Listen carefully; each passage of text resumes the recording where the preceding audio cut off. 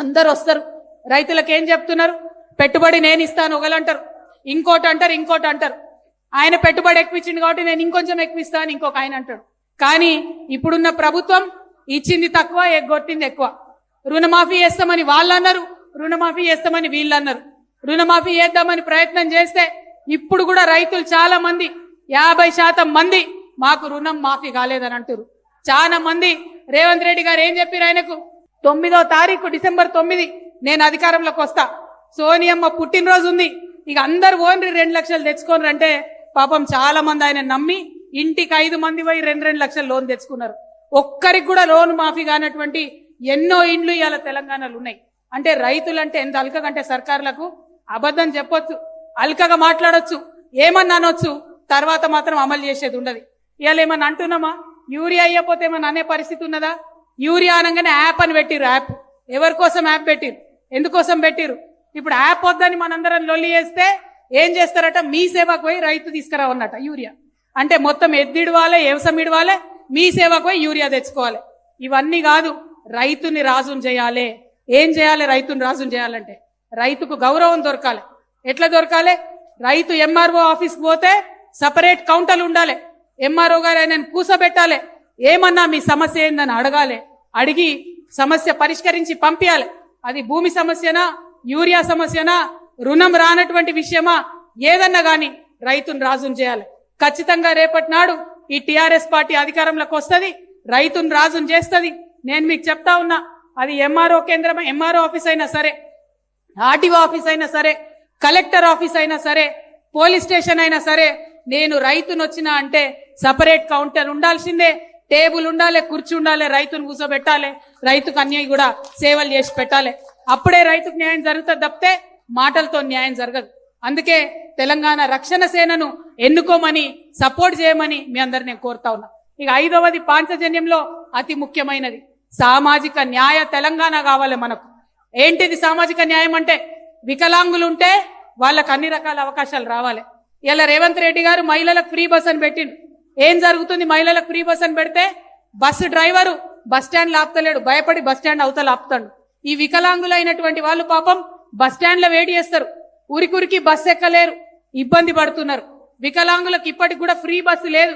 ఏమైతుంది రేవంత్ రెడ్డి గారు? మీకు వికలాంగులకు కూడా ఫ్రీ బస్సు ఇవ్వచ్చు కదా, ప్రత్యేక బస్సులు పెట్టొచ్చు కదా వికలాంగులకు. వారికి ఉండకూడదు ఆత్మగౌరవం. ఖచ్చితంగా వికలాంగులకు న్యాయం జరగాలి. పెన్షన్లు పెంచుతా అని చెప్పారు కదా, 6000 చేస్తా అని చెప్పారు. వికలాంగులకు మోసం చేసి వారికి న్యాయం జరగడం డెఫినెట్ గా సామాజిక న్యాయం అవుతుంది. ఇవాళ మా బీసీలు ఉన్నారు, మా బీసీ సోదరులు 50% రిజర్వేషన్ కావాలని కొట్లాడితే 42% ఇస్తా అన్నాడు. మేమందరం లొల్లి పెడితే, గల్లీలో ఢిల్లీలో లొల్లి పెడితే, రైల్ రోకో చేస్తే 42% బిల్లులు పాస్ చేసిండు, ఢిల్లీకి పంపిండు. ఒక్కసారి కూడా పోతలేడు, ఒక్కసారి కూడా మాట్లాడతలేడు. ముఖ్యమంత్రి గారు ఊ అంటే ఢిల్లీకి పోతాడు, ఆ అంటే ఢిల్లీకి పోతాడు.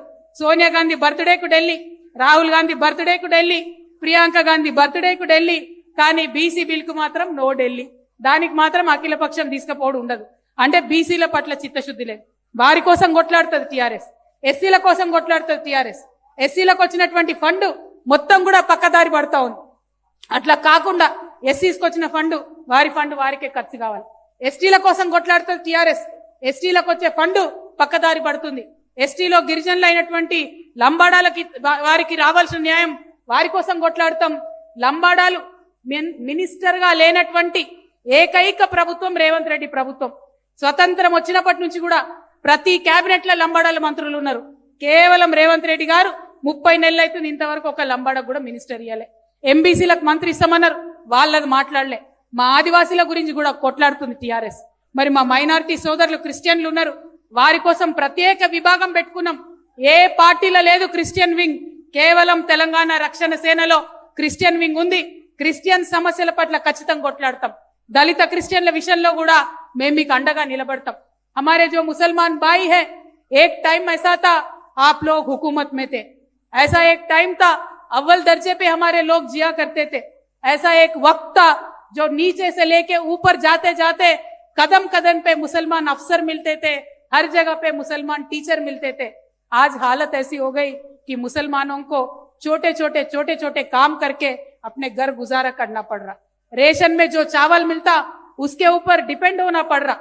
बहुत बदतर हालत हो गई है। घर में जितने भी लोग हैं सारे लोग जब तक काम नहीं करते तब तक घर नहीं चलता, ऐसा हालत मुसलमानों का हो गया है। कौन जिम्मेदार है इसके लिए? कौन काम करेगा इसके लिए? कोई पार्टी आती है रिजर्वेशन के नाम से हम लोगों को बहका के वोट लेते हैं। आज सरकारी नौकरियां ही खत्म होने को आ रहे, आप रिजर्वेशन के बात करके हमको बहला के वोट लेके चले गए। मैं आपके बहन होने के नाते मैं एक बात आपसे कहना चाहती हूँ, हमें तालीम की जरूरत है, हमें फाइनेंशियल एम्पावरमेंट की जरूरत है। पैसे कमाना है हमारे मुसलमान लोगों को, हमें पॉलिटिकल एम्पावरमेंट की जरूरत है। नुमाइंदे होने चाहिए हमारे बहुत ज्यादा, जैसे पहले होते थे। नुमाइंदा ज्यादा अगर हमारे असेंबली में है, पार्लियामेंट में है, तब जाके हमें कोई जस्टिस मिल सकता।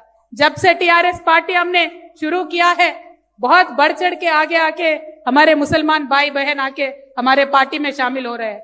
मैं और भी वेलकम करती हूँ, इस्तकबाल करती हूँ आप सब लोगों का, और आइए टीआरएस पार्टी में। खासकर माइनॉरिटी यूथ को मैं एंकरेज करना चाहती हूँ, सियासत में आना चाहिए हम लोगों को, हमारी ओपिनियन बताना चाहिए। जो गंगा जमुना तहजीब हमारी पहली थी उसको बरकरार रखना चाहिए, बरकरार रखते हुए తెలంగాణ को डेवलप करते हुए आगे बढ़ना चाहिए। పాంచజన్యంలో ఉన్న అత్యంత ముఖ్యమైన 5వ అంశమైన సామాజిక న్యాయం పట్ల చిత్తశుద్ధితో మేమందరం కలిసి పనిచేస్తాం।